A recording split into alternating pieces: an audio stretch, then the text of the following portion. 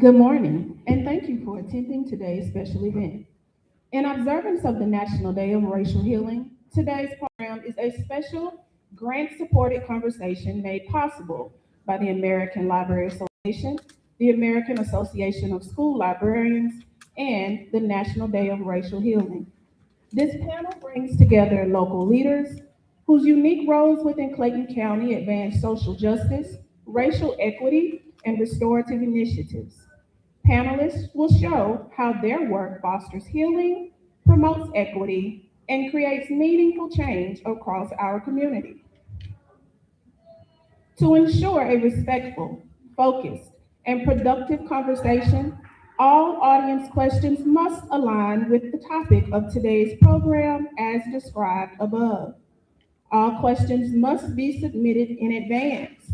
You will be given note cards to submit any questions you may have, and these questions will be reviewed and selected based on relevance to the discussion. Questions that fall outside the scope of the topic or do not meet program guidelines may not be included. We appreciate your cooperation in helping us maintain a meaningful and engaging dialogue for all participants.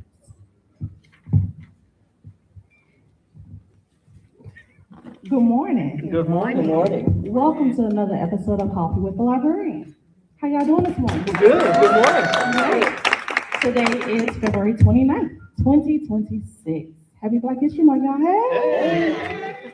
Okay, so as previously stated, today is a very special program. We will be talking about racial healing. Okay, these are the note cards here. I will walk around and pass them out.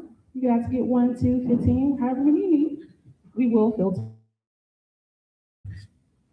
So, as you know, we recently started doing a business of the month.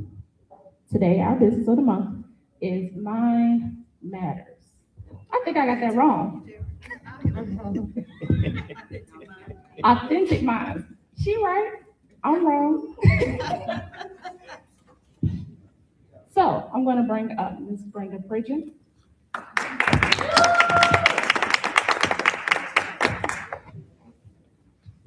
Thank you. Good morning, everyone. Good morning.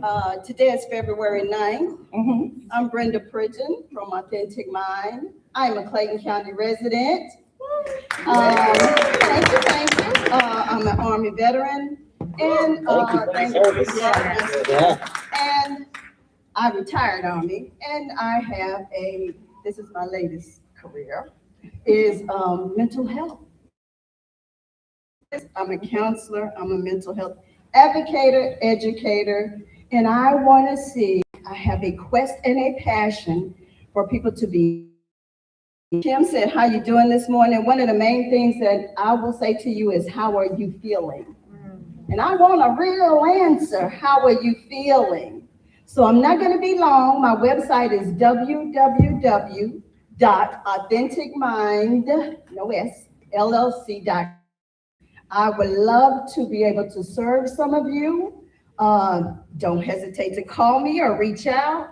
I'm going to be working with the library, doing some psychoeducation, because what we don't know does hurt us. Yes. So knowledge is key, and I'm so privileged to be even close to these people. So thank you, and I'm a Clayton County resident, Dr. Brenda Pridgeon. Thank you. Thank you, Dr. Well, typically, I'll go ahead and let y'all know what we got going on this month. I'm gonna do that.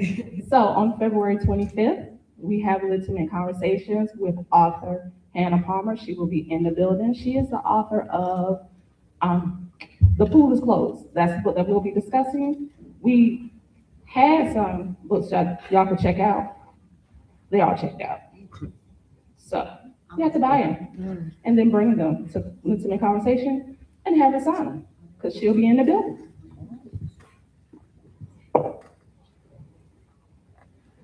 Say it again. We're giving some out.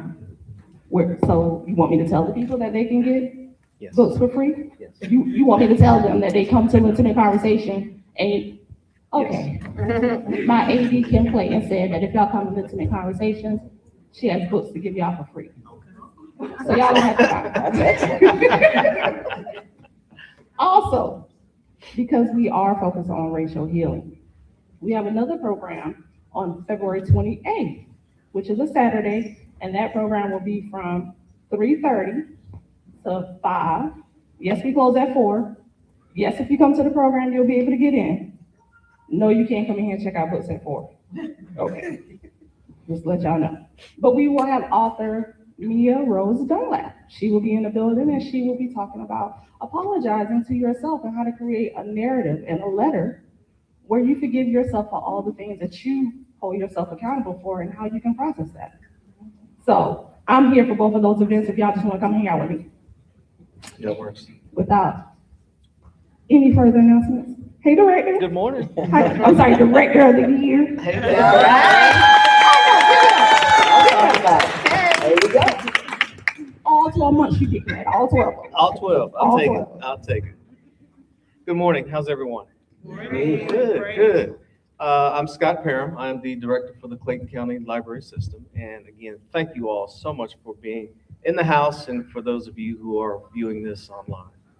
As Kimberly stated a few minutes ago, today is a special episode. We are commemorating the National Day of Racial Healing. And that's why we have this esteemed panel with us today. And you may ask yourself, what is that? I've never heard of National Day of Racial Healing. And I have a script here, so bear with me. So the National Day of Racial Healing is an annual observance that takes place on the Tuesday following MLK Jr. Day. We're a little late, but that's okay. When racial healing activities happen in schools, homes, businesses, and communities across the country with the goal of creating a more just and equitable future for our children. Truth, Racial Healing, and Transformation is a comprehensive, multi-year, national, community-based process to bring about transformational and sustainable change. Through TRHT, partners address the historic and contemporary effects of racism in their communities and institutions. They work to replace the deeply held belief system that fuels racism in one that sees the inherent value of all people. This holistic approach addresses mind and heart, the interpersonal and systemic, and places the power of authentic, trust-based solidarity at the center. Racism impacts all of us, whether we're aware of it or not. The effects of racism are evident everywhere, in the places we live, learn, work, play, in our social interactions, and in our systems and policies.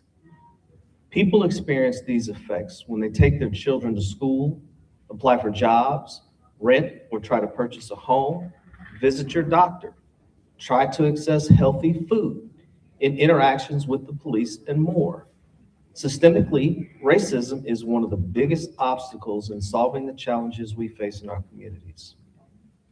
Racial healing is at the heart of racial equity. Racial healing is about the people work that leads to the transformation of systems, the telling of hard truths about past wrongs and present consequences, repairing the harm of racism, replacing the deeply held system that fuels racism with one that sees the inherent value of all people. And finally, authentic relationship building across real and perceived differences. Without racial healing and building trust, changes in policies or practices are short-lived.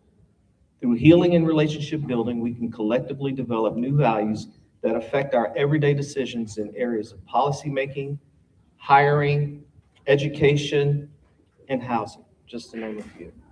So it's a deep topic that we're going to dive into today. And it is one that is near and dear, I think, to everyone in this room and everyone in this community. And so without further ado, we have a series of questions that we will present to our esteemed panel, and we're just going to have a conversation. But if you will allow me to introduce my esteemed guests on the panel today, I have Clayton County District Attorney, Ms. Tasha Mosley, to my left here. I have our Clayton County Chief of Police, Mr. Kevin Roberts, and Ms. Danielle Hillman, who is the CEO and founder and master coach, helping heal the hurt. And thank you so much. And so we are going to jump into it, and we're just going to go around. If it applies and you have a response and would like to bring forth, fine. If not, we'll catch up to you at some point. Okay? So the first question, thinking of your personal values and how those values guide you, how do you use those when you approach your work, when you serve individuals and or families in the community? Well, we start again here. So the question was, how do I use my values, or how do I Mm-hmm. incorporate them when approaching community? Correct. Number one, understanding I am community. Okay. So therefore, when I approach them, I'm approaching them on a people basis, not a role or authoritative or subject matter expert basis. So that's number one. Two, the integrity of who I am. I'm looking for that integrity in the person. So when we're talking about truth and honesty, and if I'm going to do anything, I'd love to be able to handle you from a basis that we're operating from a truth standpoint. So I incorporate those as I communicate and make sure I reciprocate. Very nice. Chief? What she said. Okay. No, actually, great question, first of all. And one of our tenets for the police department is to treat others as you would have your family members be treated. So if I walk into the room and I have a community of citizens, I'm trying to make my way around the room to greet each and every one of them like I would if I walked into their home or if they walked into mine. Oftentimes, I'm sorry if you're offended, I'm a hugger, don't take it, but we're family in Clayton County Police Department. I think that's one of the draws to the police department for our younger generation. And I consider Clayton County home and family for me. I've been employed with the county for 28 years, with the last 8 being the chief of police. So if the community hurts, I hurt. If the community is feeling pain, we feel that pain. So I don't think of it as a how do I interact with the community. I think of it as how do we interact with our family. Very nice. Very nice. Thank you. Mine is a combination of them all, because with what I do, I have to talk to my employees to ensure that we're giving the best, to them. Because we're not always dealing with a subject matter that is nice or happy. When you're dealing with murders and rapes and stuff, you're getting your clientele as they are. And so that requires a sensitivity level and a patience level. And so we're always evolving within the office. And it's, just telling everybody it's okay to have a bad day, because we have bad days, and making sure our bad days don't spill over into other areas where they don't need to, providing a safe space within the office so that they can express themselves, but then still go out and give their very best. Thank you. Thank you so much. Where do you most often see systems falling short for people navigating both racial inequity and mental health challenges? In my work in the community and around several states, what I see system gaps is awareness. Simply awareness, being aware. While we may go to school and study what it is that we're performing in our professions, being practically aware of what's actually happening on the ground is different. And when you don't have an awareness, you operate from a personal basis.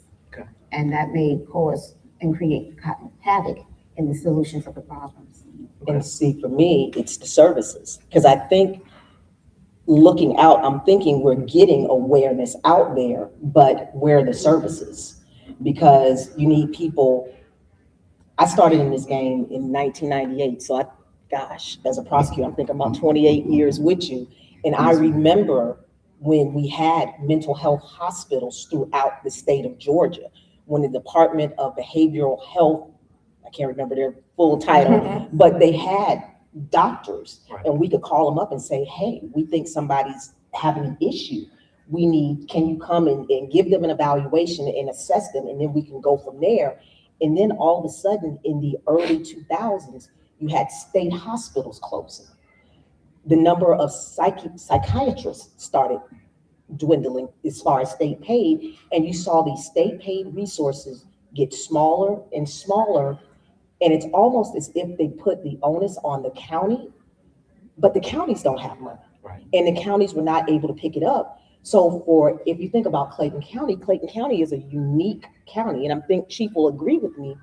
What we found is that a lot of counties that had people that were having mental health issues sent them to the airport. And so the airport became, and if you know the airport is a city within a city. So you can go there and you have shelter. You can get food. If you can beg, you can get money. You can get clothing. If you can get somebody leaves their luggage.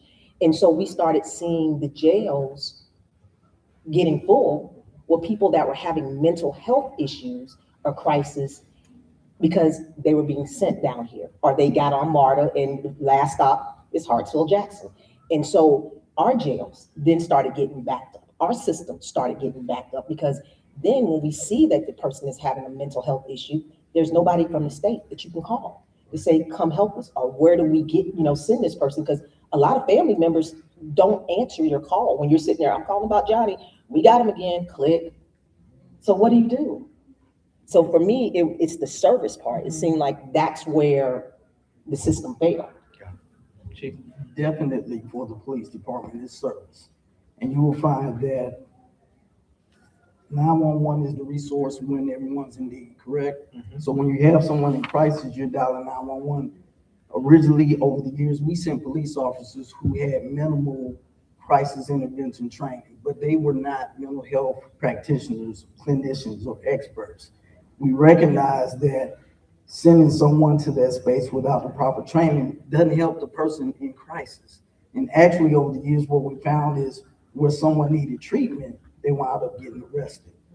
And one of my initiatives that I really wanted to have completed as the chief of police was to introduce a component where we balanced that law enforcement presence and safety with mental health support. We have a co-responder program now.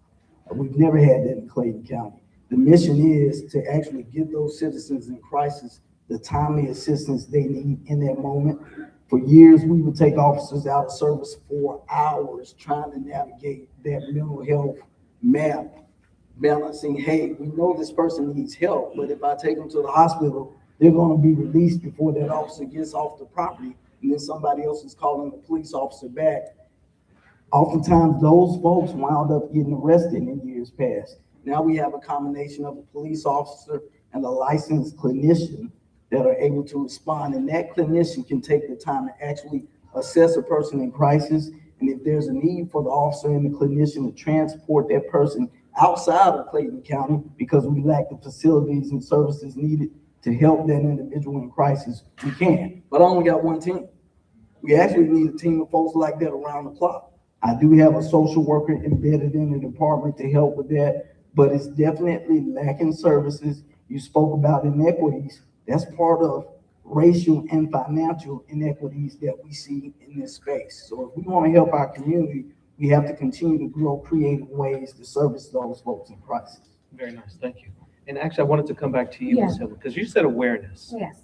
How can we, or do you have strategies on how we can make some of these issues more prominent or prevalent in the community? While I agree in the service area with both of the representatives here, I believe also what we see is that awareness is not as prevalent in the service providers. That it does get leaned heavily on the practitioners of mental health, although we all have issues in our own lives. And to be able to learn how to be aware of how to deal with our own emotions in the heat of a moment, as well as having a practitioner there, will also help. A lot of times when the police are called, the police are coming to police. Right. And they do need that other aid there for the mental health component. However, if officers were even more abreast on how to manage emotion in dealing with the situation at hand, I think that we could help, that would help greatly as well. Great. So not just passing it off to the practitioners, because that pool of people is dwindling down as well. How can we all be as aware as possible on how to best respond to these types of situations? Okay, great. And you were going to say something before That I was it. rudely interrupted. Okay. That was it. I was going to share that because I think it is a great job. We do have the social workers. We do have the mental health person to go out in the field at the time, but that officer is the first one on the site. So how they're dealing and how they're responding also is going to be. Just for clarity, with the co-responder model, they respond together. Oh, awesome. Yeah. Very nice. And I'm going to ad lib here just for a quick second. Across the United States and actually across Europe and some other continents, public libraries are becoming the hub for folks dealing with mental health issues. We are a facility that is open to the public, and we serve the public. Anyone who comes in, we serve. And we often are placed in positions where our staff, our library staff, are not trained clinicians, are not trained to handle or respond, I'll say accordingly, to someone having a mental health crisis. And so we are looking into more trauma-informed training for our staff, partnering again with the police department and other agencies to let them know if we have to call 911, this is the situation. And so they will have a heads up even before coming on site that this is a potential mental health issue. We also are very cognizant in sharing with our staff, don't just label someone as having a mental health issue. We are very quick to say, oh, something wrong with them. They a little touched or they've got a mental health thing. You don't know that. You just be having a bad day. Their car broke down and they had to walk 5 miles to get here to use the telephone. So we have to be very cognizant also of that. Can I also share one? I think that's a beautiful concept to utilize the libraries for that purpose. Mental health is not just a detriment or a detrimental situation. These libraries will now become the LA Fitness for the brain. Absolutely. And that's absolutely necessary. Like we have gyms that work on physical health. Mental health is the same. We still need a place to come where we can work out, and having books surrounding us absolutely helps, right? Sure. So I think that is a great a resource for the libraries and the people that are involved. Access and authority is super important, and that they are aware of mental health and how to address it. Absolutely. And we are also looking at having mental health or social work professionals on staff at the library. And so for those who may be watching online, I'm gonna need a little more money in my budget for that, but it's needed, very much needed. So we're gonna dive in a little further here. Thinking specifically of Clayton County, what are some racial disparities that you have witnessed or are concerned about? And how can we address some of those, whether it's in education, housing, access to services? Do you have specific examples, and how can we begin to address some of that? I would say, for me, from what I'm seeing, it's like housing.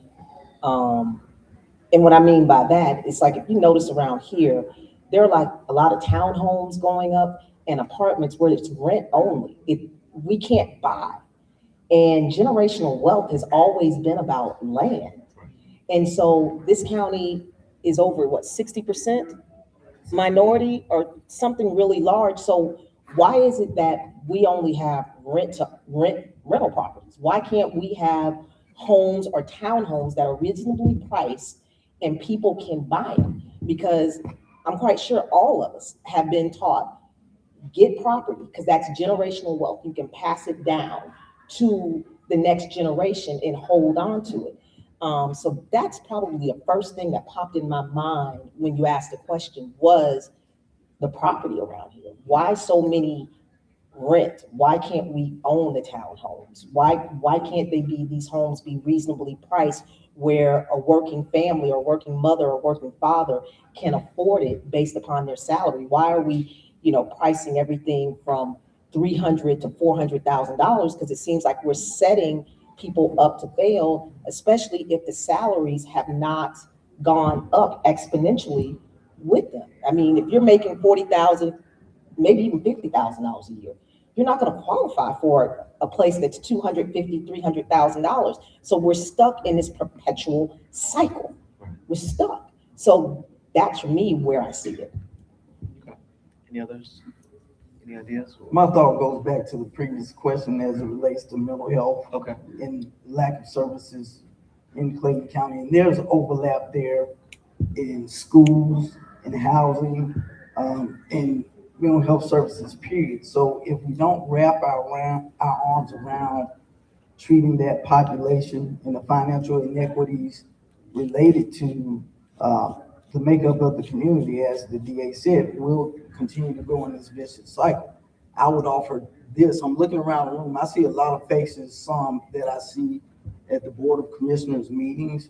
When we talk about the way properties are priced and those zoning meetings are taking place, there's a small footprint of people who are regularly there in that room speaking about their community. When it's only 5 or 6 or 10 people out of 300,000 people in the county saying something to their leadership, we're not embracing the power that we have as a community to control what comes to the county, to control what's built in the county. So if you're quiet on that day, you're gonna have to be quiet after that when all these townhouses and apartments get built and we're not getting services and wondering why.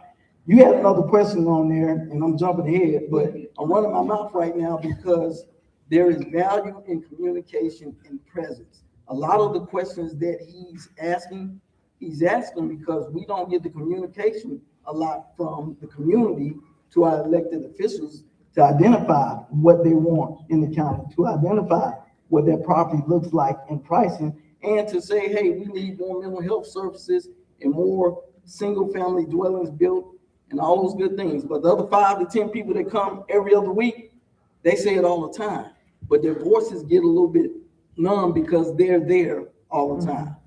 Absolutely. My mind went straight to the children. My mind went straight to our youth in our schools and having safe spaces, third spaces for our students to go to learn how to use their voices in a way that they can be heard and respected so that they can speak to authority, they can speak up. What I have found is that a lot of our youth do not feel, and community, not just youth, but youth and community feel that they're not being heard.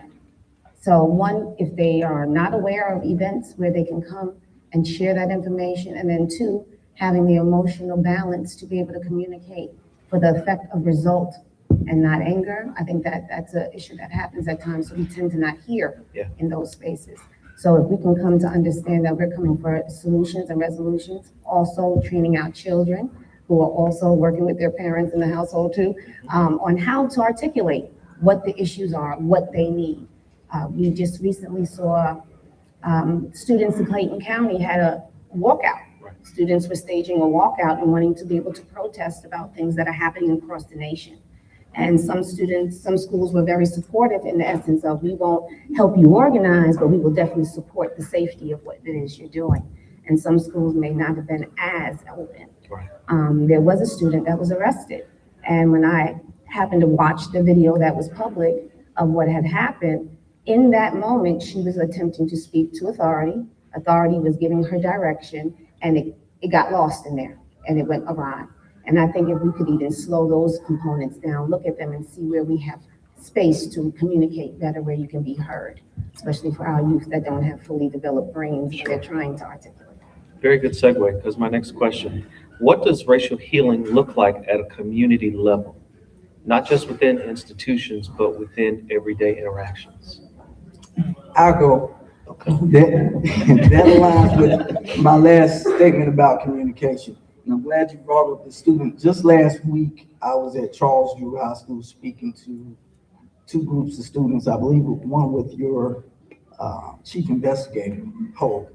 Okay. And the question came up, as it usually does, how should students interact with law enforcement? Well, my response was, it's not students, it's the community, and how we should interact with each other. So the example I gave is this. If you're interacting with an officer anywhere in this country on the side of the road, you cannot win that argument. My mission as the chief of police is to get everybody through those interactions safely. So from a police department perspective, we thrive when our officers are professional and respectful to the community. That needs to be reciprocated and taught. And in your example, I hope I hadn't seen a video that an officer would have some understanding about the tension of a situation. And I also hope that the student would have been advised what I just did to that class. Hey, when you're having contact with a an officer or anyone in authority, there's a certain way we have to communicate with each other that maintains a level of respect, regardless of age, gender, race, or anything. And most of the time, if you do that, people can hear you better. We both leave that contact in good health and space, and hopefully there's an exchange there. So communication regularly. Yeah.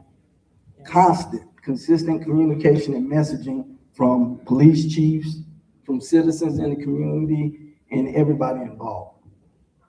I agree. I think it's communication, and part of that communication has to be listening and the willingness to step out of what is comfortable.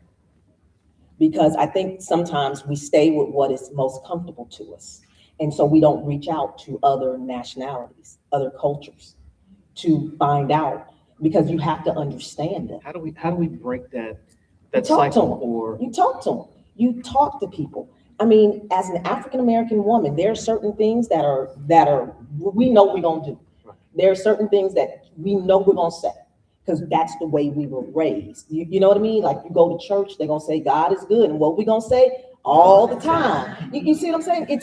But in other cultures, there are other things, and so we have to embrace that. We have to stop being scared of what we don't know or understand, and in doing so, sit down and ask a question. I try to hire as diverse as I can, because I don't know everything. I don't know what happens. You know, like when you hire somebody that is of Asian descent, they will sit there and tell you, this is what our society, what they did. What you're saying is a crime is not a crime in our culture. This is normal. And I'm sitting there going, well, how do we communicate that to the Asian culture that, you know, this is what, in America, this is going to be considered a crime, and it cannot be done without offending somebody. Because that's the key, because you've got to do it. You can't just say, hey, the law is this and you better not do it. You've got to take it from a standpoint where you don't offend the person and you don't offend the culture. And I think until we get there, we're going to still have this racial disparity and this anger, because nobody wants to sit down and talk and listen and be truthful about what they're feeling, how they're feeling, and they don't want to learn about other people's cultures and respect what that culture is and what that diversity is, because we're not the same. You know, I mean, inside we all have a heart, we got a liver, we got a spleen, we got intestines, we got a brain. On the outside, we're different, but how we were raised, our culture is different, and we have to learn how to respect that on the local level, on the state level, and on the national level. And until we do that, we are going to be weak. We're going to be very, very weak, because what are people doing right now? They're exploiting our weaknesses. They're exploiting our prejudices. They're exploiting our racism. And our country keeps getting weaker and weaker and weaker, because they know that we are not the United States of America. We are a salad that has just been held together by the dressing, which is the Constitution of the United States. But now it's like somebody's got this vacuum and sucking up the dressing. And you just got these parts of a salad that want to stay distinct and different from everybody and not come together and be together. So until we get over that and get over ourselves and understand that we are part of a big world and that we're all in this world together, and that when we die, our body's gonna go to ashes. And if we believe in God, we're gonna sleep until Jesus comes again, and respect everybody's religion, we got a fundamental problem. We're gonna keep doing this circle over and over and over again. You know, next year we're gonna still be on that little hamster wheel turning until we get and admit our prejudices and get over ourselves. You had I something? love what you said, and in all facets of it. One thing I think that we want to do is lean on our strengths. While we see where they're attacking weaknesses, a strength of ours is just understanding we all want to be healthy, we all want to be safe. So between health and safety, to be in a healthy relationship with anyone is effective communication, despite your culture. I want to have effective communication with you, and how can we do that when we're coming together? The other aspect of that is mutual respect. We deserve that, despite your culture. So if we're operating on those premises, and then the last thing is trust. What we're going wrong with is people are not trusting each other. And when there's no trust, I'm not gonna follow your lead. Where there's no trust, I could care less what you're saying. So how do we build that back as well, so that we can trust each other as a community, where we're working together? Like you said, it's not what the youth are gonna do, it's what we're gonna do together.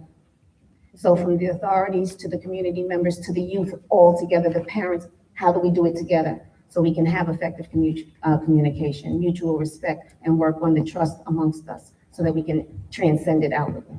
Very nice. And I think, and again, I'm taking the liberty of ad-libbing here. I think the library plays a special role, or could play a special role in that. And Kimberly, I'm going to assign you that task, maybe having some community discussions, just bringing folks in and just talk. Again, get to know your neighbor, get to know somebody new in the community that you haven't previously had a chance to introduce yourself to. So we'll work on that as well. Very nice. How can accountability and healing exist together when addressing harm or injustice? That's a hard one. I'm gonna tell you You what gonna just jump popped into- up to me, truth and Okay. transparency. Okay. Truth and transparency, those two T's together can take us a long way. We have a job to do. We have jobs to do, and parents have roles to play. But are we telling the truth? When we're coming to say what our complaints are, or even our own accountability in the action of whatever the issue is, are we telling the truth? And are we being transparent? Right. So that we can absolutely get to the real solution, so we can get to the root problem. Very nice. I think she's right. She's right. Yeah. There's nothing really to add to that. And what does that look like for a police department? It looks like a citizen coming to make a complaint and us responding to every single complaint. A response doesn't mean we agree, but a response means that we provide you feedback, we review the interaction as best we can, and provide you an explanation. I think in years past, probably 15 or 20 years ago, you can make a complaint and your complaint will go nowhere. We have a directive that all complaints will be investigated and feedback given to the complainant. But that's part of that communication variable and formula we talked about that should be consistent. And I believe as we continue to build that and we give feedback to the community, it enhances trust. It doesn't mean you agree, but you know that when you reach out that you're going to get feedback. And I think that's about as fair as it can be. Very nice. Listen, all we can do is follow the law. Yeah. That's fair, straight across the board. The Georgia law is this, the United States Constitution is this, the Georgia Constitution is this, and not make sure we don't have a gray area. It's the gray area. When you start getting in that gray area, that's where the trust goes away, and that's where the equality goes away. Equality is black and white. What does the law say, and applying it? That's on the prosecution side, I think, for us. That's where it's at. And I'm gonna throw one out. When do we get to the point where we need to start looking at changing the law? It's a whole lot of laws we need to change. I mean, you know, I look at it and I'm just like, that's some BS. You know, and because you can see in the laws where some things are based upon, if you sit there and you think about it, you go, who's more likely to commit this crime? You know what I mean? Because based upon socioeconomic things. And so, and you start, it's a very sly way to put racial Keep going. constraints on people, and we see it. And people, y'all get mad. I'm sitting there going, you get mad about the laws, and you get mad, you scream and yell at prosecutors, and I'm sitting there going, but we don't make the laws. We have to follow them. The people that make the laws are the representatives and senators. Are you talking to them? Are you paying attention to who you put under the gold dome? Who writes the laws? Because listen, they've got because when they write them, they send them down and they say, prosecutors, you got to follow these rules. And if we try to deviate, what they have made the PAQC. So people now file complaints because the prosecution ain't doing what the prosecution is supposed to be. And we're sitting there going, but y'all wrote these laws. This is the way we're supposed to do it. You can't have it both ways. You know what I mean? And so a lot of times they will sit there and tell us, they were like, yeah, you got a complaint, but yeah, We see what you're doing. You're following the law. Right. So, and people get mad. It's like, I don't write it. I am just tasked with following it. If you don't like it, hire a new representative, hire a new senator. Write your representative and senator and sit there and say, I see disparities in this law. Because I've talked to plenty of representatives and I said, hey, this is what this law is going to do. And they've sat down and they've listened and they've tried to get changes. And one Representative Berno, I think it took her about 4 years. It was 3 or 4 years before one, but she was very consistent. She was on it. And she said, okay, Tasha, I see. And she was hitting it. It took about 3 or 4 years, but it changed. That's what it takes. And so now it gives us, we've got a little bit more leeway. I mean, yeah, that's where it really begins. It's there. It has to be at that level, again, for some of these other things we're talking about to have an effective change. Anyone outside of library staff familiar with House Bill 74? Pretty much expected. House Bill 74 is a bill that is being proposed today, if not tomorrow, which makes it a criminal offense for libraries and librarians if minors check out harmful materials. They're trying to pass a law that makes it a misdemeanor for professionals if minors, again, check out something that's deemed harmful. Well, who deems it harmful? Hello. That's always part of it. That's who part of deems it. it harmful. And I spoke with Representative Berno this morning. Mhm. Again, things are changing. The landscape of freedom of information, freedom of access. If you don't think like I do, then guess what? I'm going to go to my legislation and I'm going to get laws passed that support my way of thinking. We've got to have folks either coming to the BOC meetings, coming out to these meetings, making voices heard, making your point of view heard, an opposite, but no less important position on certain things. I have colleagues who have been down at the Capitol. I was at the Capitol last week, and it's just something that's vital. We have to do more. We have to advocate for those things that are important to us as a community.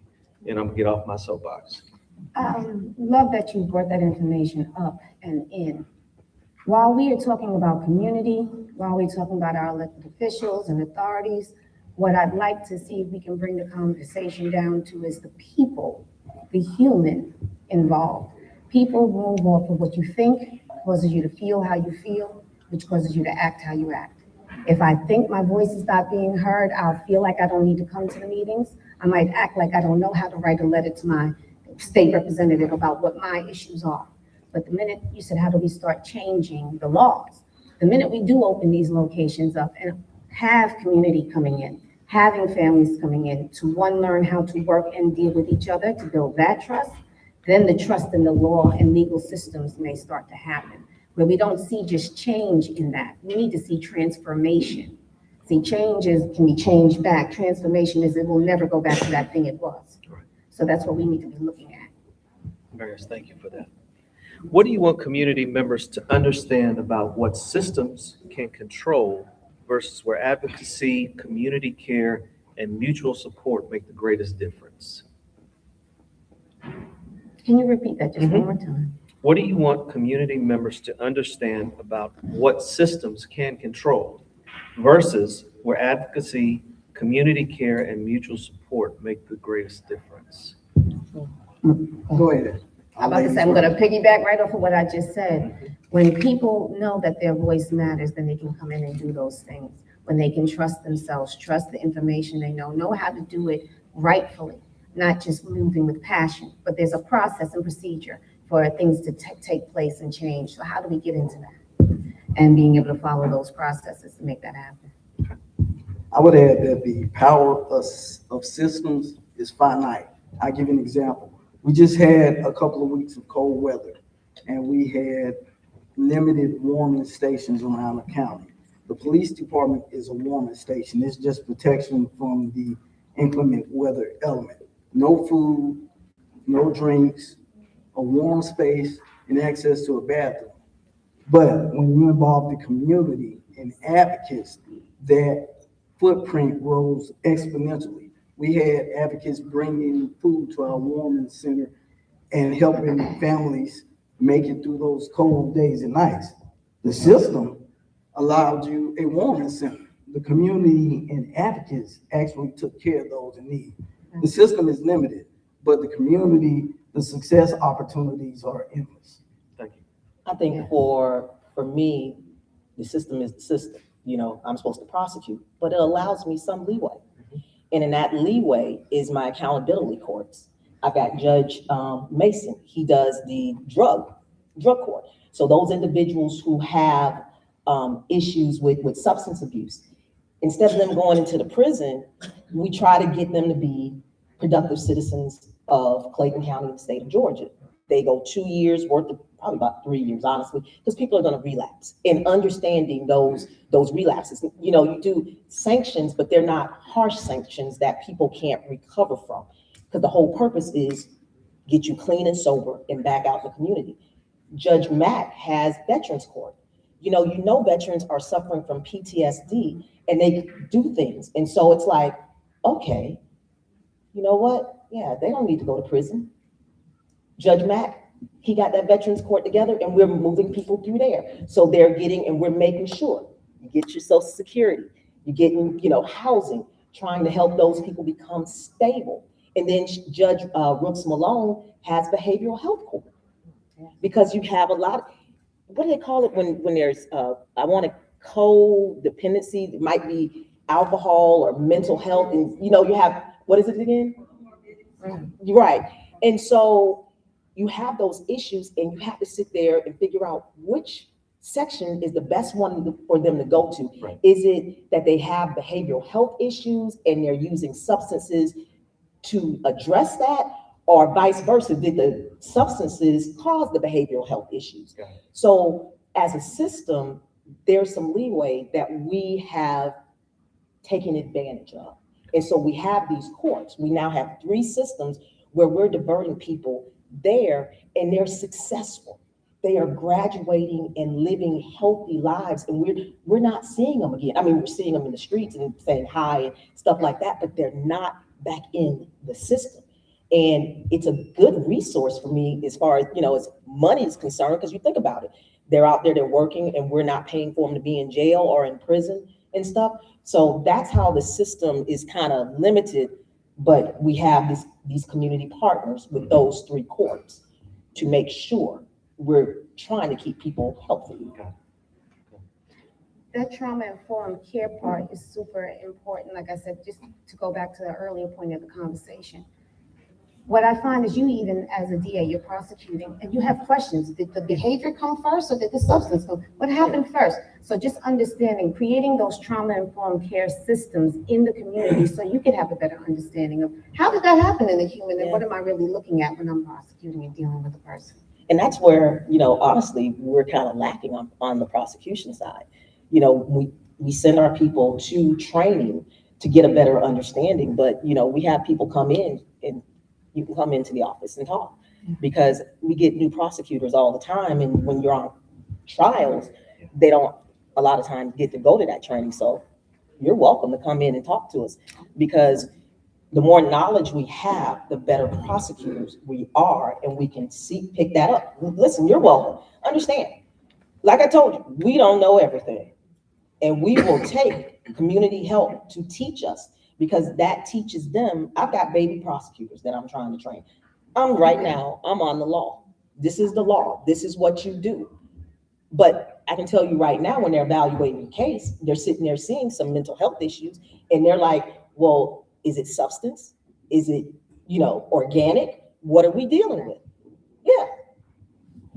I'm gonna jump in personally, if you don't mind, and if you do feel comfortable responding. Have any of you ever been on the other side of a negative, inequitable experience? And how has that shaped how you do your job and you perform your roles today? I am here right now. I am here right now as your police chief, and I will tell you, I never thought I'd be a police officer, and definitely not the chief of police. I grew up in DeKalb County, and a single parent household. So I was a latchkey kid and had some opportunities to be outside, as the young folks say. But I've also had contact with police officers in the space where I recognized that we were not being treated fairly. And of course, at that time, I was leaning more to the Ice Cube side of the house as it relates to the police. But as I grew older, I recognized sometimes to change the system, you need to get inside of the system. Everybody wants to be treated fairly and equitably by their law enforcement and their government. But oftentimes, if you're always on the opposite side of the field, there's nobody inside the system that can help permeate what fairness looks like. That's how I got in this space. And as I was able to matriculate through the police department, I've had experiences where I saw peers do things that I would prefer they not do. So as the chief of police, I've had the authority to remove people that have done things to our citizens that they should not have done. So I would say yes, that's how I wound up in the seat. I'm happy to be here and serve, and we will continue to do our best to root out folks that are in our police department and our community that do not need to be here. Was that diplomatic enough? That was definitely diplomatic. For me, I mean, I'm African American. Of course, there have been things that have happened, but I think the one thing that definitely made me decide I'm going to be a lawyer and I'm going to be on this side of the law. I went to Southern Methodist University in Dallas, Texas, and I went there in 1989, freshman. We just got our football team back off the death penalty. So it was, great time. Won one game, tore down the goalpost. But one thing, Nelson Mandela was still in prison. And it was like, you start looking at your university and our investment was still in South Africa. And I remember I called my mom and I said, hey, we're about to build a shanty. So I just want you to know, I might be kicked out and be sent home, but we're gonna build this shanty because we're trying to get SMU to divest out of the companies that were still invested in South Africa. And I just remember we built it and they tried to burn it down, but we had fireproofed it and everything. And I think for me, that was the first time, because I think my parents before then did what parents are supposed to do. They wrapped their arms around me and protected me. But people were coming because we were sleeping in the shanty. And the N-word was very prevalent. And, I was just like, well, gosh darn, I can't fight because I'm about to get my behind kicked because it's three big old country white boys, right? That's saying the N-word. I'm like, yeah, okay. I think that's my first experience. And I said, if I have an opportunity to make sure that we've all got an equal playing field, I'm going to do it.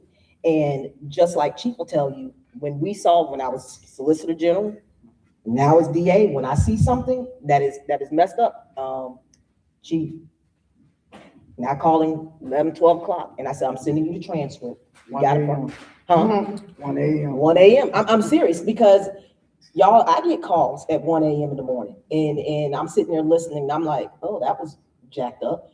So we have a great partnership. I sit there, I watch videos, and I'm like, Chief, there's a problem. I send them the videos. We're trying.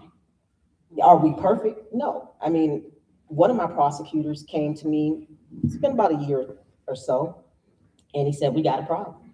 Like, okay. And he said, I just want you to watch the video, and then you tell me. And I watched the video, and I was like,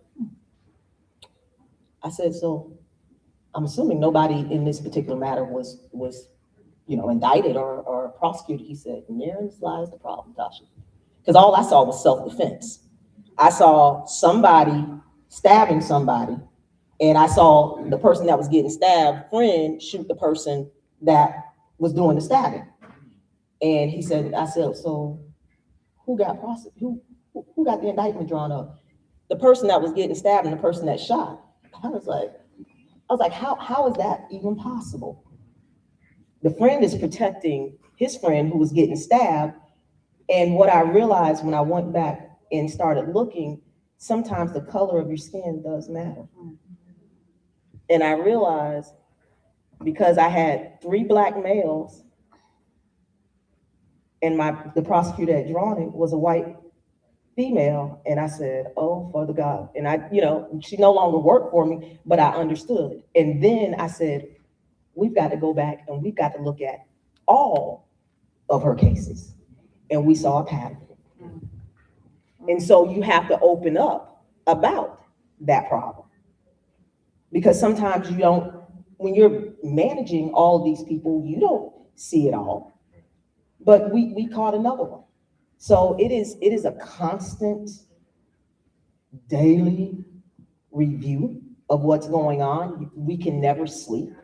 We can never rest on our laurels. We always have to make sure that we are being equal, that we are treating everybody equally when it comes to the law. Would you care to share? Yeah, Do you have an absolutely. example? Okay. One, I'm here because of my own stories, right? My own stories. Has anybody heard of ACEs? ACEs? ACESE? Yes. Yeah. ACEs is Adverse Childhood Experiences, and I'm a product of that. So the CDC and Kaiser Permanente came together back in the 1990s, and they did a test, one of the largest in the nation. And they polled over 17,000 individuals. 70% were college educated, 70% were Caucasian.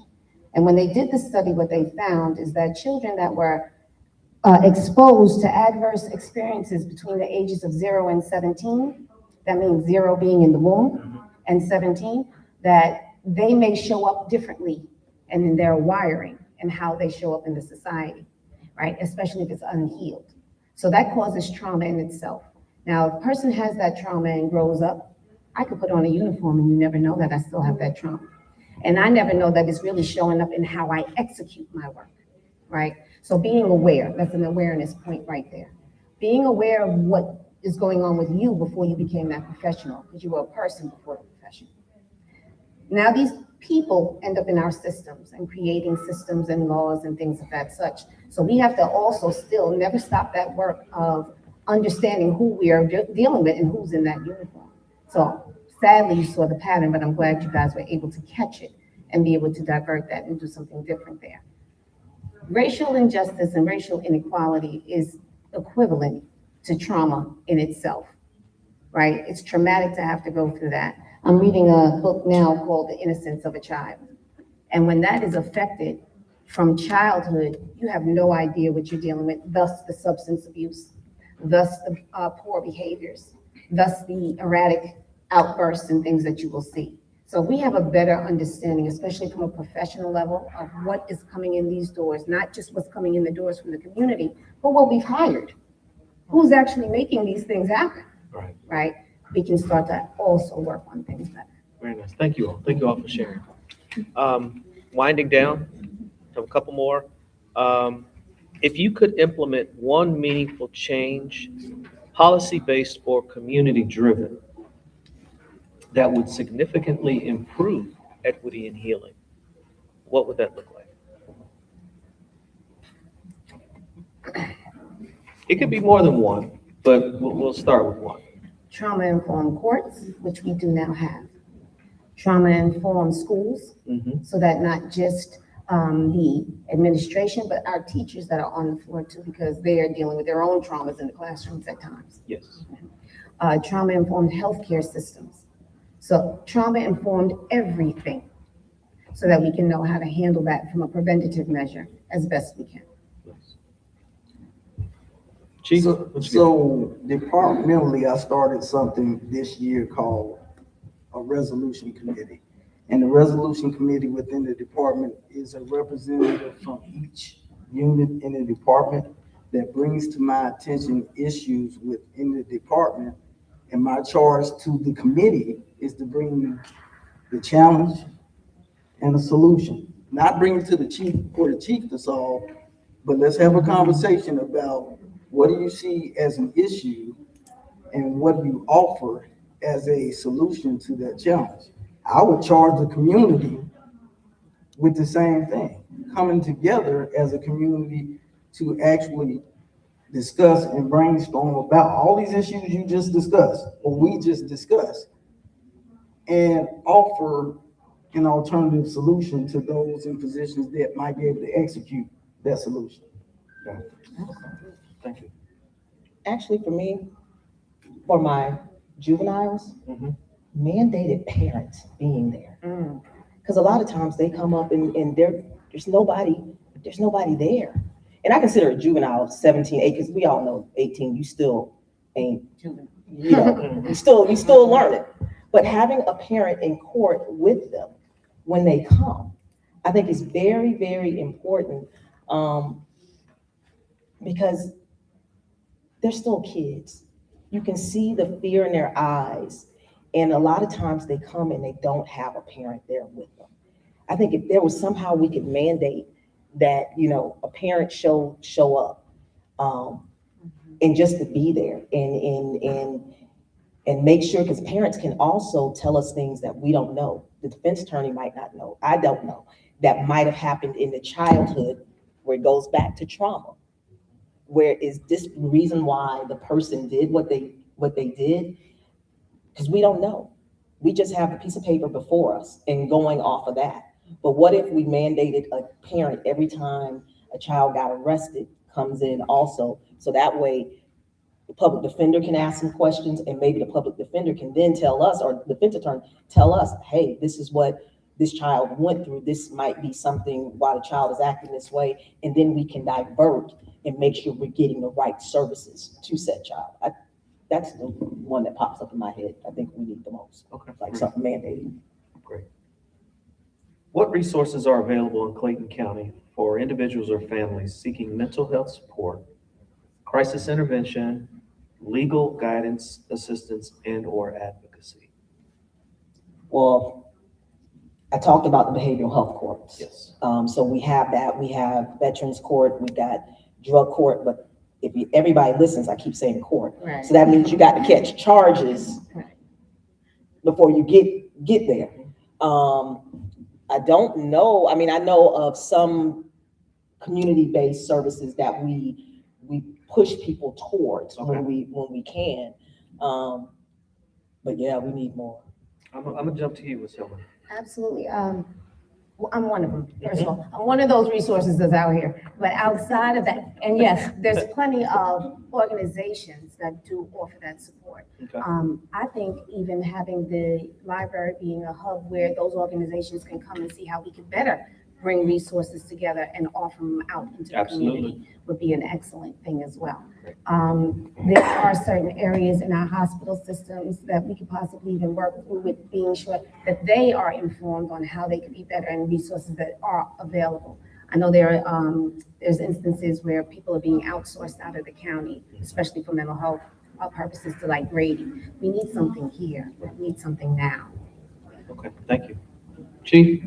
For us, that liaison is our social worker. Okay. And she has her arms spread wide and touching many people and many nonprofits, many NGOs in the county, as it relates to homelessness and addition to our mental health issues.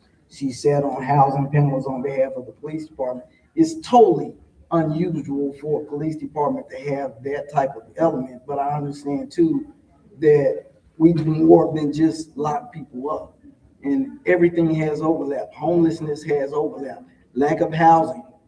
If you don't have food to eat, you're gonna find a way to eat. And sometimes that finding a way might not necessarily be the legal way. So if we have someone in space that can capture that information and point folks in the right direction beforehand, because they are available before arrest, as the DA indicated, we can make those offers as they move through our wellness centers, as they go check on our homeless population in the field, as requested by the chief of police, and hopefully tamp down those unneeded arrests and offer a way to stabilizing a community that needs help more than arrest. Nice. Ms. Bridget, I know you have some resources that you're aware of that could possibly help in those areas. Well, I'm like Danielle, I am the resource, and that's because I became the resource, kind of like what Chief Robert said about his story in becoming a police officer. Because contrary to popular belief, I agree with the DA that when I was looking to help other people or clients is limited, or say there's a Clayton County Behavioral Health Center, but the clients couldn't get in, or you can't meet the eligibility for a particular program, those kind of things. So know me, know my name, know my face, see how I can help y'all, because I'm on a mission. I'm on a, we have got to be healed, and everything y'all are saying, it just all ties together. But many hands make light work, Yes. and it takes all of us. So yes, I'm a resource. Thank you, Ms. Bridget. And can I share, we did a first-time offender program for several series for the Solicitor General's office. And many of them would say, why did we have to wait to get this information after we got in trouble? Right. How do we get it beforehand? We wouldn't probably get in trouble if we had this beforehand. So there's a lot of, when you say healing doesn't have to start after you get in trouble. True. Right? We don't want to just be pushing people out when they've been hurt or harmed or unable to process how they should show up, and then tell them just deal with life. Yeah. Right? Just deal. No, we have to heal. And in that healing, there are tips, tools, tactics, and techniques that can be taught in a premeditative standard than after, or as an And opposed see, to.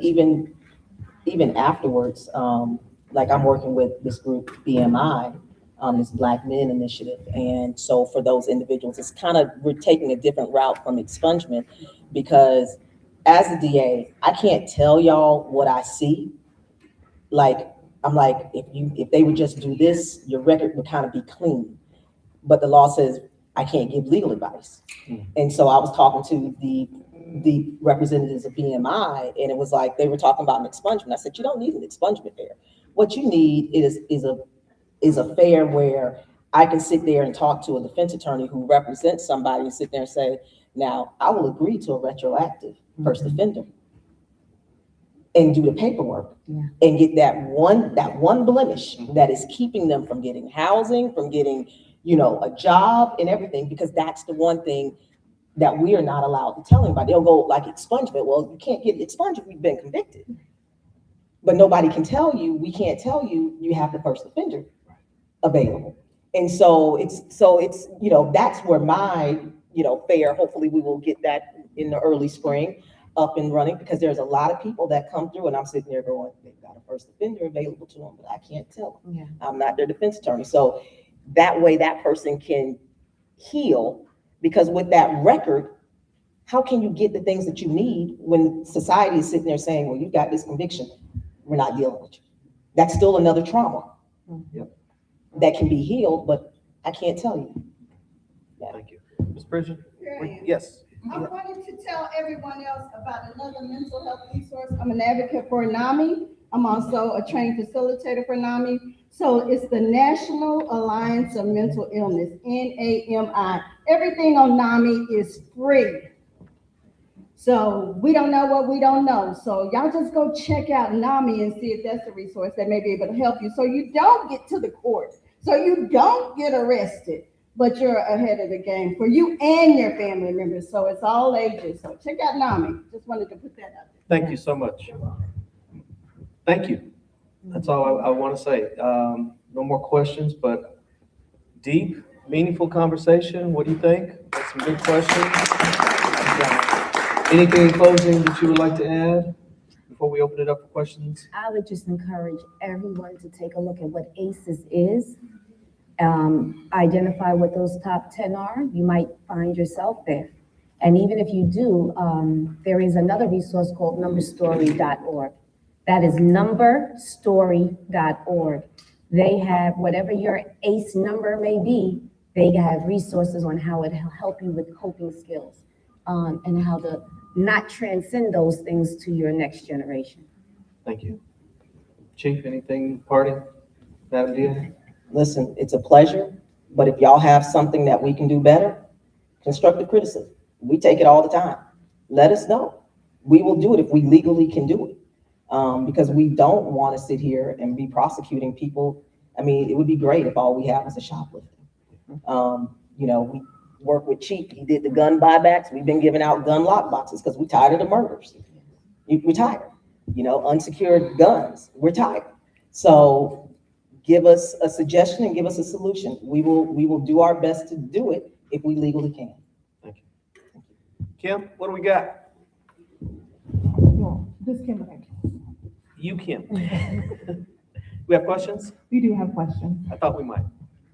We do, we have a lot of questions, but before we take the questions, Kim and I wanted to say thank you to each of the panelists for your transparency and your willingness to come out and talk today. When we received this grant, we had a vision, and we weren't quite sure how we were gonna make that vision work. And here you are putting that vision into action. So we appreciate you taking your time and also being able to be vulnerable in a space like this, because this is a heavy topic. So we thank you for your contributions to racial healing, racial equity, and allowing us to have a commemorative and meaningful representation of the Day of Racial Healing. Thank you. What she said. What she said, ditto, right? Okay, we have quite a few questions, and some of them will be directed to individuals. I'll make it fast. I'm just saying. Ish.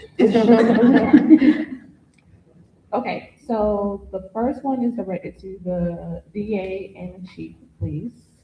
Are families, victims impacted by violent crime offered mental health resources automatically, or do they have to search for it? No, from our perspective, we try, since I've onboarded a social worker, we try to make that a regular part of our interaction. It may be post the preliminary investigative steps, as long as the social worker is available at the time of the incident, she's requested to deploy. Now, she can come later as needed, but she's available. Once we have a case, if the case has been accused or indicted, we have a victim, then our victim advocate gives out the resources that we are aware of here in the county and the state of Georgia. So there's a Victims' Bill of Rights that is part of the Constitution, and it says what we're supposed to do basically from beginning to end is let a victim know what's going on. But if we have any resources, we have these resource cards made up that we give out, and it has various numbers of agencies. It probably needs to be updated because I don't think yours is on there and I don't think hers is on there, but where people can go and get resources and stuff. Let me add one more thing too. Our social worker and the clinician attached to our co-response unit, they're only two people. But we also have a chaplain program where all of our chaplains have a social work background. So they are also oftentimes sent to scenes right then and there because of the way a violent incident may have occurred. So we also have that footprint as well to supplement what the social worker does. This one's for the DA. Do you ever evaluate how families experience or are affected by the legal process? Me personally, no. I think our victim advocates send out a questionnaire to ask questions, but some of the families we do talk to, because they'll request to come, to talk to me, and I sit down and I listen and I try. Some things they don't like, some that they're cool with. There is no pleasing everybody, but as far as a survey, because the victim advocates are by grant, so we actually have to provide certain things to the state and to the federal government pursuant to those grants. So they, ask certain questions of them because of the grants. How do we, as a community, properly hold our elected officials accountable when we feel unheard or mistreated? That's a tricky question, because is it that you're unheard or mistreated, or is it that you don't like the response from your elected official? Because a lot of times we're talking and we're telling and people don't like what we're saying. And so if my hands are constrained by the law and you're not liking the response because the law is, I'm following the law, then is that not being heard? Are you being unheard? Are you not hearing what I'm saying? You see what I'm saying? So that's kind of a tricky question. If it's something where you haven't gotten past a certain point, then that's on you. But if we're trying to do what we do and do it to the best of our ability, and we're constantly talking and doing what we can do, then sometimes there isn't any more that we can do. And, you know, I know from my office, I have an open door. I receive emails all the time and I try to respond, but there's some emails I don't respond to. If you're gonna cuss me out and call me everything but a child of God, okay, I read it. Okay, cool. But it's nothing for me to say to you because your heart is hardened. There's nothing that I can do to change that. All I can do is keep doing my job. And that's what I'm gonna do. I'm gonna chime in for a moment, if you don't mind, real quick. I think going back to what the chief said earlier in response to one of the questions about the Board of Commission meetings and how every other Tuesday when we are there, we see the same few number of people. If we had more participation at events like that, having more voices than just those 5 or 6, I think it carries a lot more weight. Also being very cognizant and understanding and educated about who you elect as your representatives and as your senators. It's hugely important. They say, you know, presidential, it starts at the local level. And we have to be, as a community, more involved in who we put in these positions and hold them accountable. I would also say don't go alone. And whenever you're dealing with a situation where you feel you do have to address an elected official, tension or pressure may be there.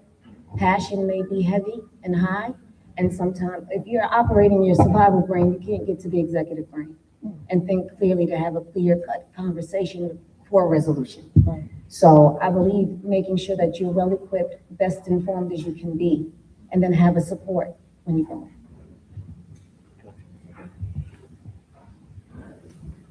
So this is for everyone on the panel. The panel says when we get the call or when they send the person, but what do we do before that? How do we prevent? Where's the intervention? I just said that. So I'm glad you asked, and I'm gonna say it again. You're part of that formula, that communication formula. So before something happens in your space, should have already been involved in the library meetings. You should have already been involved in the neighborhood watch meetings with the police department. You should have already been involved in your commissioners' quarterly meeting, whatever they do, whatever their function, their walk and talk, all that good stuff, that should have already been going on. I say it again, when I go to those things, I see the same handful of people. And you wonder why things aren't changing. Because it's the same handful of people and it doesn't have the same value as 10 times that number. So once again, this is a collective partnership, family, where we have to come together and be consistent in what we do all the time. Regardless of whether it's happening to you or your neighbor or somebody you know, if it's a citizen in Clayton County and you're all about Clayton County, it shouldn't just be when it happens to you, if that makes sense. You know when I see the most folks at a BOC meeting? When it's millage rate time, when property tax time, and most recently, the data centers. Folks came out en masse to voice their opinion.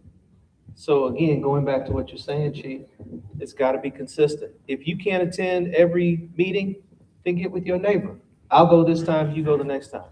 You go the next time, I'll go that time. Got to be representation. I definitely don't want to take anything from what either of you said. Speaking from a community level and talking a lot with community is coming to authority to have conversations, and it almost feels like children coming to parents.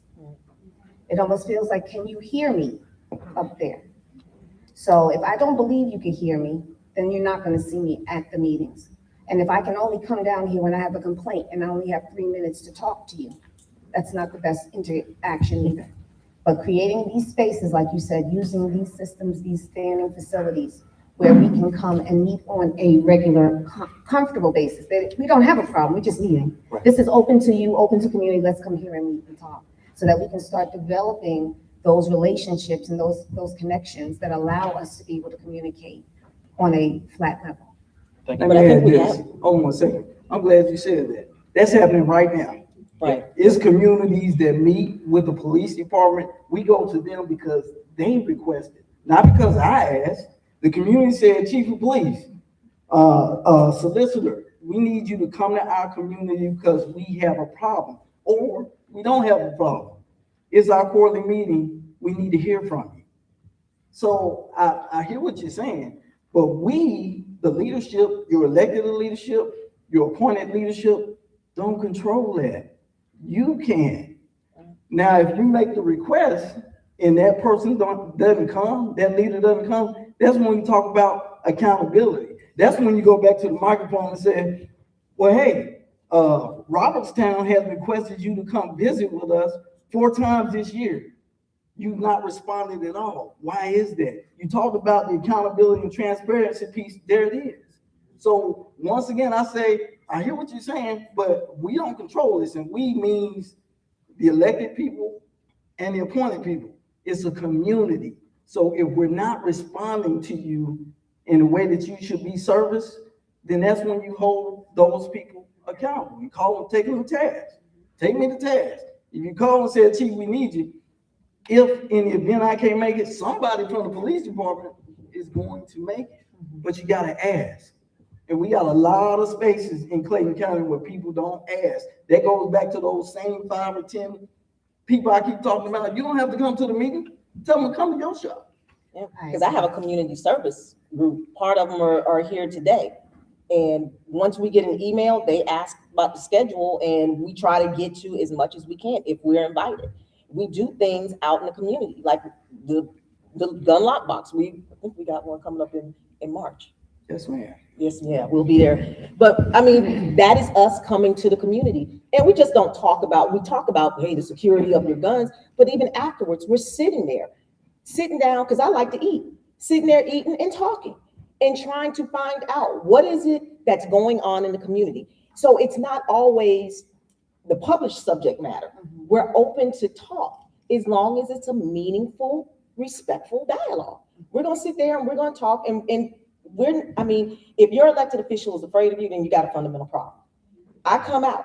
Now, granted, I come out with a security team because, people still want to pop me off, because of who I deal with. I deal with murderers, and, usually the gang members aren't happy. But I'm going to come if I can come. And as long as I got care for my mom, I'm good. So, yeah, it's just an invite. Invite us. We will come. We will come. Just invite us, and then tell us what the topic is so that we are prepared to talk to you about whatever it is.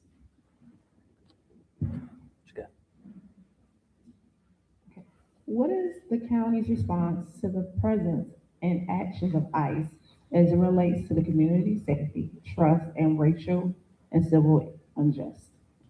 I've not heard of a response. We all know they're here. Ladies and gentlemen, understand, they're the feds. He can't keep them out, and I can't keep them out. I remember we were at a town hall, I think it was over in Riverdale a few months ago, and somebody stood up and talked about, I think they had hit the Home Depot in Riverdale, and he was screaming, and we're like, what? And he was telling us it was ICE, and he was like, what can y'all do? It was like, I am here, they are there. We can't stop them. All we can do is say, ladies and gentlemen, have your papers on you, your legal documents, because if they stop you, it is scary. I mean, they're stopping us as citizens, and that is very scary. And what concerns me the most is that they're in mask and they're unmarked. If you're in a mask and you're unmarked, you're coming towards me based upon what I do. I have a natural instinct of what I'm going to do. I'm going to protect myself because I don't know if you are harm or if you're good. Like when I see Chief Roberts in a uniform, I know I'm okay. They're not going to harm me. But these are people that don't have any markings, that are jumping out. If you pay attention, they're jumping out of normal cars, like a Dodge Caravan or a little Toyota. They are not in, Suburbans or Tahoes or marked cars. So I don't know what to tell you. Because I would naturally be afraid if I'm getting out of my house and getting out of my car at my house, and then somebody comes up with a mask and no identification, and they've got guns, and fight or flight. And if you can't fight, what you gonna do? You gonna fight. So yeah, I don't know what to tell you, but to dial 911 and get on the phone and see if somebody can verify, because that's the only thing that we can do at this particular point in time until they stop funding them and they stop giving them $50,000 bonus to untrained people to jump out of cars and shoot people who are untrained. So I trust them. I would add this, the dialing 911 component is key. I would also offer what I previously said before. Regardless of whether we like it or not, they are federal law enforcement officers. What did I just ask everybody to do as it relates to law enforcement interactions? Comply at that time, because I want you to safely get through that interaction. And then you can follow up with that. Now, that 911 call, if you want to verify, you can make that. I will also add this. The DA described when ICE arrived in Riverdale. I didn't know about it. None of us knew. None of us knew. So what I'm telling you is they don't have to let us know that they're here. They're federal law enforcement at a higher level than state or local law enforcement, so they travel where they want to and execute their mission accordingly. We may or may not know that they're in the space. I did not know they were in Riverdale until somebody sent me pictures. So my responsibility is the citizens of Clayton County, and I'm advising you for any law enforcement action at that time, be compliant and follow up later after you safely get out of that interaction. Well, You ran out of cars. no, that was the wrong one. And that question was kind of heavy for me personally, so. Okay, never mind, I lost my card. But you guys did an amazing job, thank you very much. Thank you. And that's my last question. Thank you. Thank you. Thank y'all for coming.